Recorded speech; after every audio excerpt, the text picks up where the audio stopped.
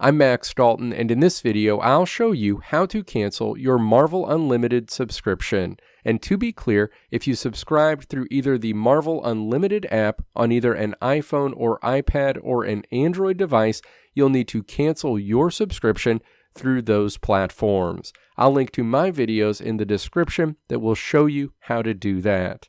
Step 1. Open a web browser and navigate to marvel.com/unlimited. Log into your Marvel Unlimited account if you're not logged in by default. Step 2.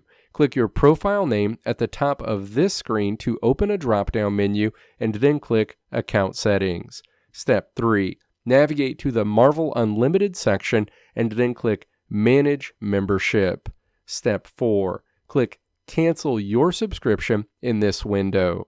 The Cancel Subscription window opens. Step 5.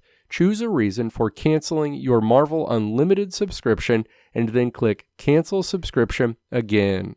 This window will close and you'll see your status is now changed to cancel. The date you'll have access to Marvel Unlimited through will be shown next to membership end date.